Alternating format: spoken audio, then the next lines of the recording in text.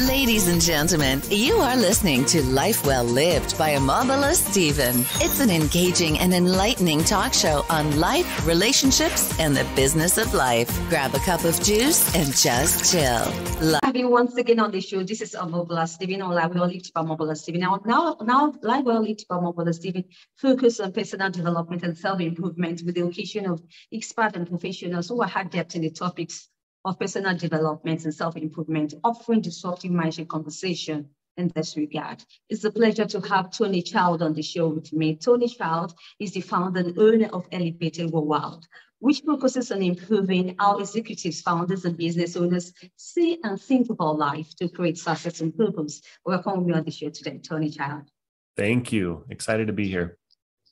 Thank you once again, Tony. Excited to have you on the show. Now I'm looking forward to a really wonderful and worthwhile discussion with you, Tony. Now, achieving success both in personal life and also in business life can really be a big work. Now, I want to ask you this question. Are there any shortcuts, right, to achieving success with purpose, both in life and business or career?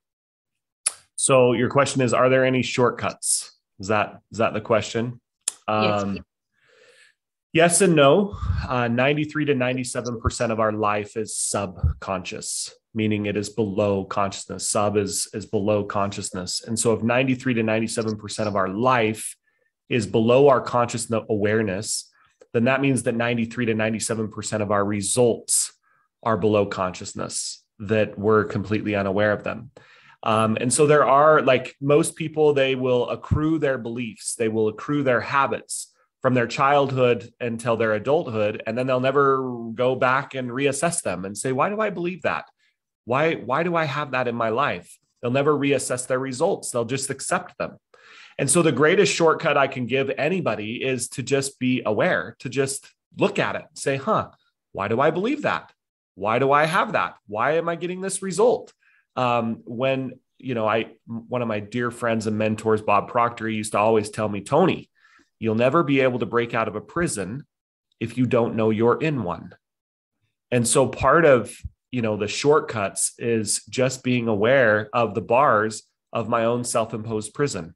And that comes through reading books or listening to podcasts like this one, or attending seminars or retreats, doing things that will continually increase my level of awareness so that I can do more work. So the greatest shortcut I can give anybody is to be open and to go learn. Just learn what you don't know. You don't know what you don't know. And so go be open and go learn more. Right, absolutely. I like the fact that you mentioned childhood, because I've come to understand that the programming of our mindset, right, began from childhood, and this becomes the better part of us, right? It's got stick to us, and before we know it, whether we like it or not, this mindset, right, have been programmed, either faulty programming or wrong programming, right? It affects our decision making. Now, the question is, and also affect our choices in life.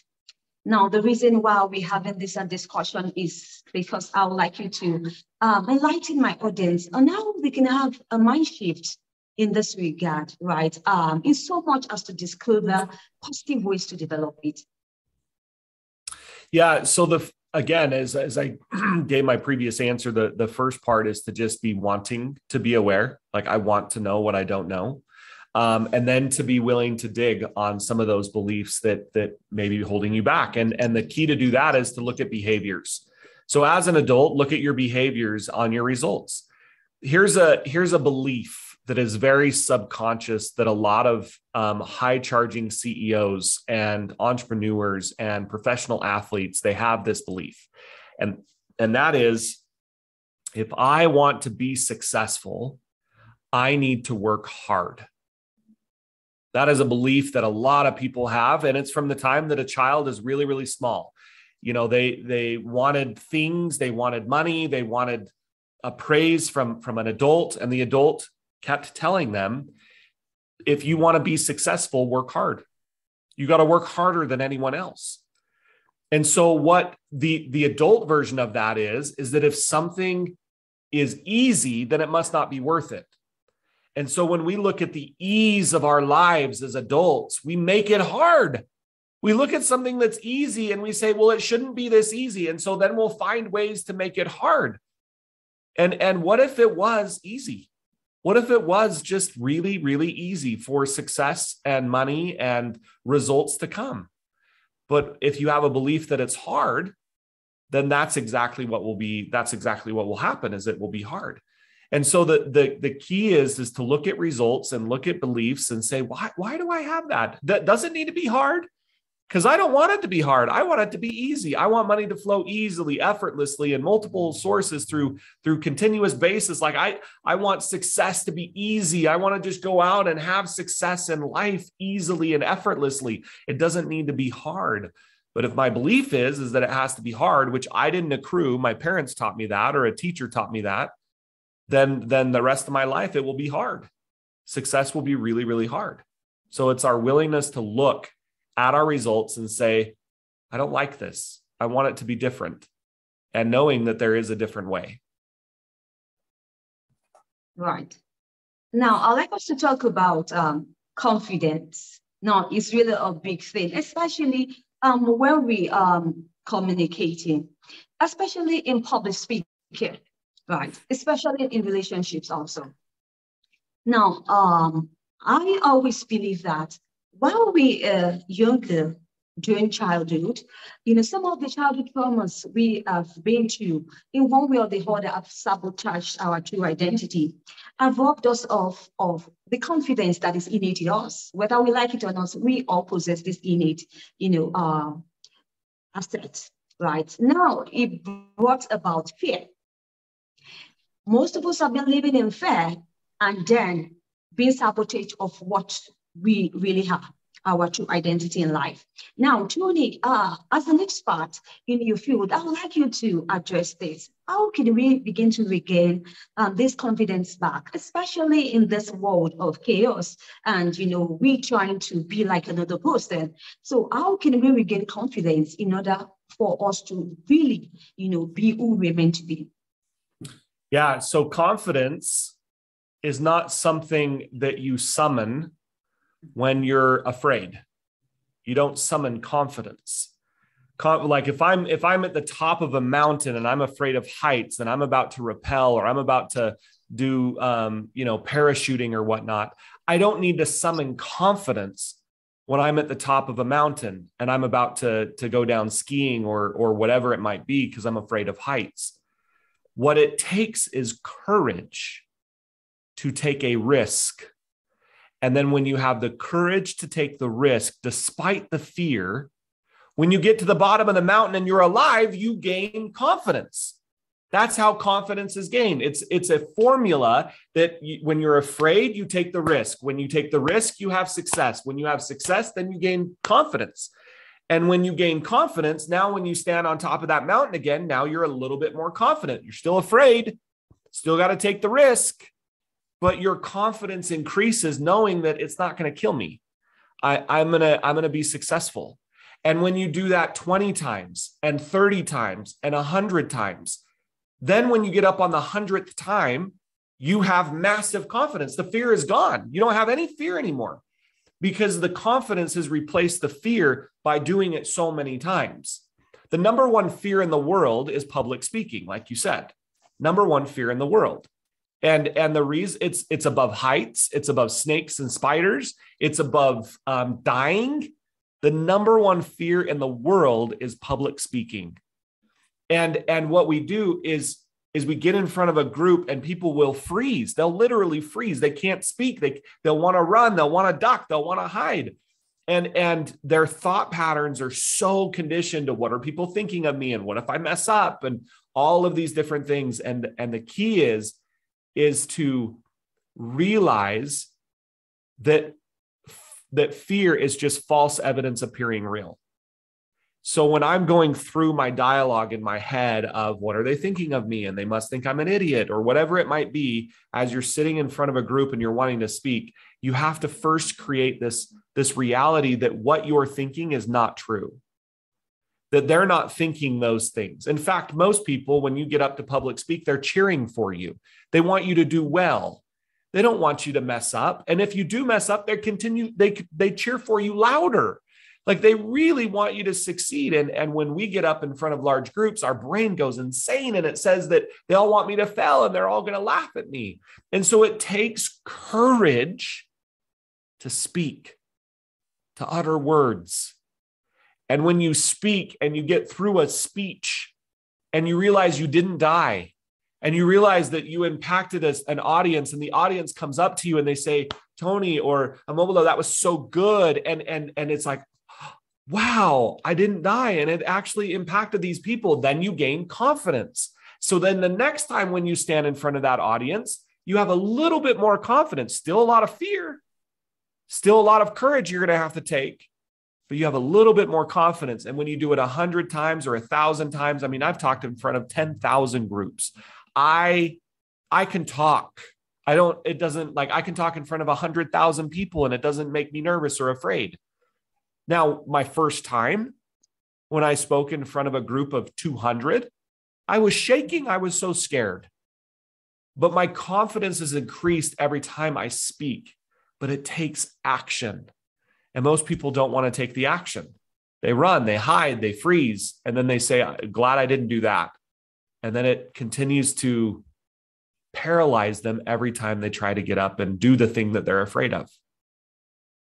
Right. Tony, I'd like you to talk more about courage. I like courage. I like the way you drive on the point. Yes, we keep emphasizing confidence, right? Because confidence really makes you sexy, right? Yeah. Because you can achieve a lot of things if you're confident, right? Like you speaking with me and I'm speaking with you, because we have some sort of confidence, right? For you to be right. So now you talk about courage, which is a ladder for us to, get to this confidence level. I'd like you to talk more about courage. How can people build courage? Yeah. So you cannot be more confident without courage. It's impossible. In order to get more confidence, you have to have more courage. And more courage to do what? Courage to take risks. That's it. Courage to take risks. The person that does not have the courage to take risks will stay stuck their whole life. It's your willingness to look at a risk and say, okay, I'm going to do this, even though I'm scared, even though I'm afraid, even though I might fall on my face, even though people might laugh at me, I'm still going to do it because I want to get the confidence that comes from taking the risk. And it's the courage that a person has to muster to take the risk, to gain success, to then increase confidence. It does start with courage, though, in the face of fear. And it's that willingness to look at a risk and say, okay, I'm going to do this. So Amobolo, I mean, look, you took a risk starting this podcast. You had to have courage to take a risk to start a podcast that maybe or maybe not people will listen to. Maybe or maybe not it will impact people. But now that you've done it and you've done 100 episodes, 1,000 episodes, how many ever you're on, now you have confidence. But at the very beginning, the first one, it took courage to take that risk. Confidence, it did not take confidence because you were not confident when you started doing podcasting. You had no idea what to do. You had no idea how to do it. But it took courage to take the risk to then now build this beautiful library of amazing experts that now you're confident. Now you jump on and it's like, yeah, I'm pretty confident in what I do. But that didn't start out that way. It took courage first. Right. Absolutely. Thank you once again, Tony, for that beautiful explanation. Now, I'd like us to talk about personal development, which is so super dear to my heart, and I know it does to you too, right? At what point should a person begin to think of personally developing themselves? Or let me suffice it to say here that how can a person, know when they need this important tool, right, in helping them to discover the fulfillment and success in life? Yeah. So most people are completely oblivious to personal development. They've heard of the word, but they're completely oblivious to their need for it. So a lot of high successful individuals that are, I was successful in banking. I was very successful in banking. And so I did not think or believe I needed personal development. It's like, I am good. I am good right where I am. So it takes a wake-up call for people to need personal development. That wake-up call can come in a myriad of different ways. It can come with a loss of a spouse or a loss of a child. It can come from the loss of a job. It can come from any loss. It can come from attending a workshop or a seminar. It can come from listening to this podcast. We might have a listener that's listening to this podcast that's been completely oblivious to personal development. And this is the first time they've ever listened to it. And because of this podcast, they're going to say, you know what? I need to develop myself. We become what we think about, period. And our limits that we have will determine the heights that we go in our lives. So if I have a limit of I can only make X dollars in my lifetime, that is the exact amount of money I will make in my lifetime, whatever that number is. But if I can increase those limits, then the sky is the limit. I can accomplish anything that my brain puts its focus to. Bob Proctor, again, my great mentor and friend, he used to always tell me, Tony, if you can hold it in your head, you can hold it in your hand. And the power of personal development is the ability to bring visions and dreams and goals and aspirations into our brain, things that are impossible, that seem like there's no way I could ever do that. And if I can at least think it, then I can do it. And personal development is the formula to actually doing it.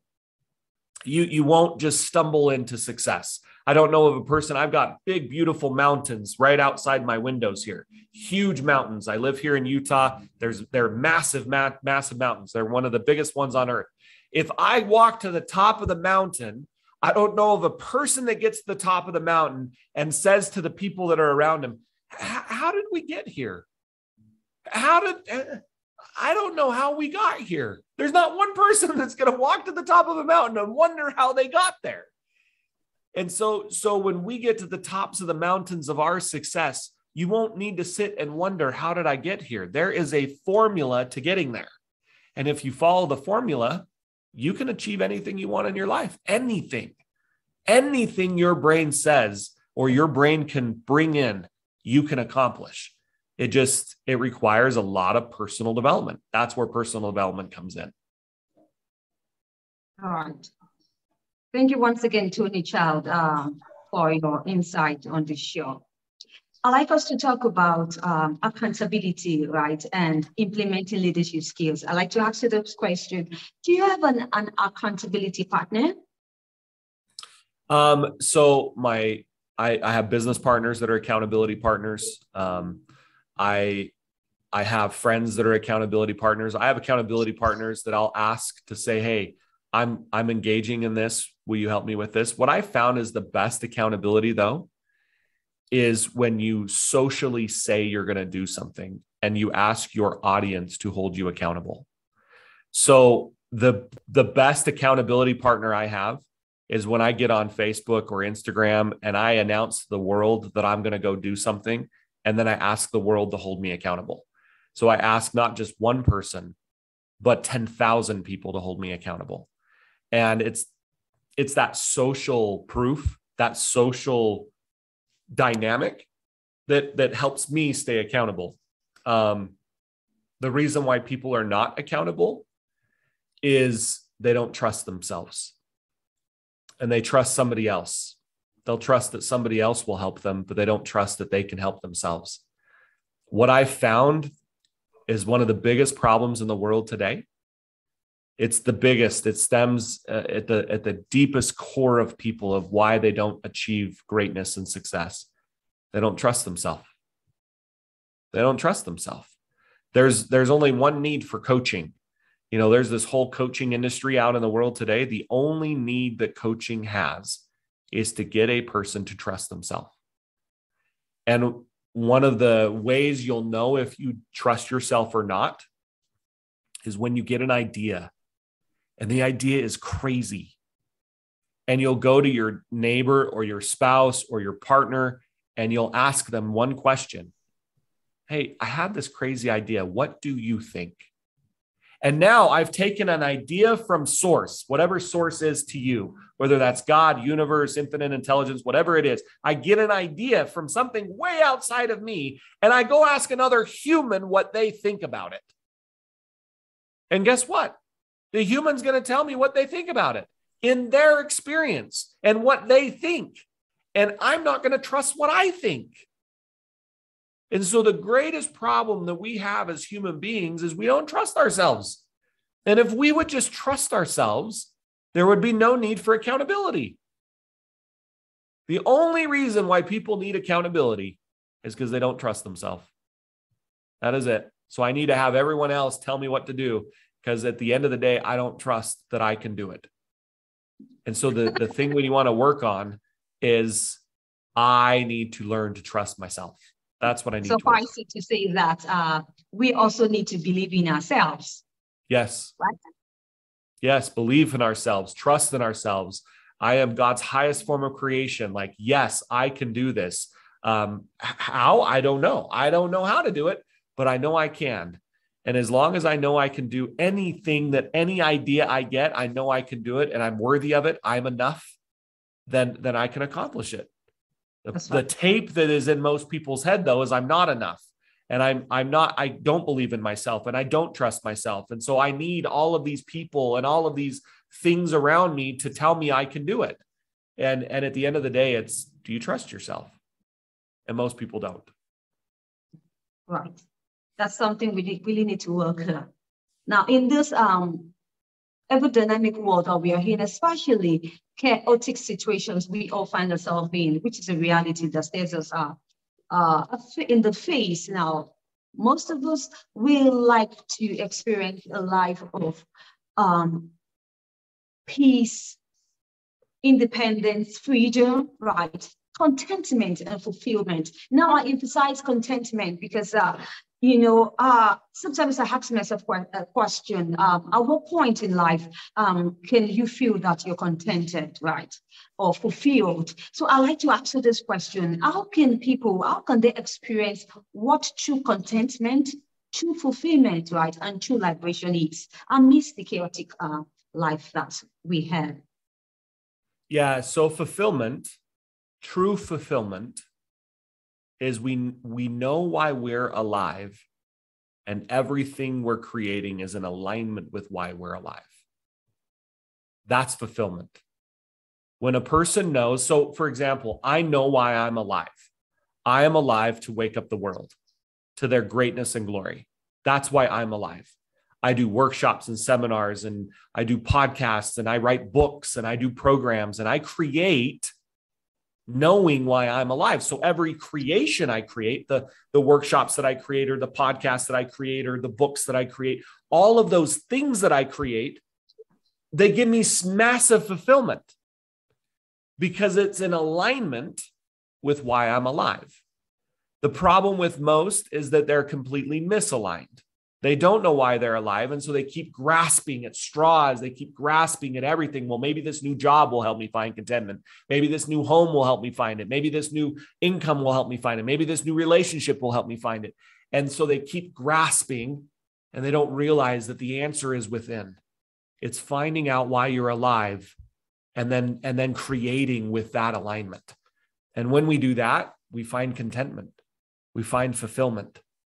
We find alignment, and it's beautiful and it's amazing and it's freeing.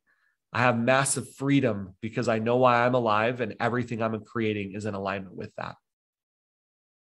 Absolutely. Tony, do you have any projects in the pipeline? Do I have what? Do you have any projects in the pipeline you'd like to share with my audience? Any projects in the pipeline? Is that what you asked? Sure. So right now, my main mission is to help 1 million people wake up, 1 million lives. And so, part of your audience that may be listening to me today may be a part of one of my 1 million people, so my biggest vision, my biggest project I'm working on right now is having my voice impact 1 million lives. So that is the biggest project I'm working on right now, whether that's through my stage presentations or the books that I write or the workshops that I conduct, whatever it might be. It's to transform 1 million lives. So yeah, that's the project I'm working on right now. Awesome, and good to know. Tony, I wish you best of luck in the project. Thank you. And in your future endeavors. Do you have any parting words you would like to extend to the audience? Yeah, I do. And that is, you are enough. You are enough.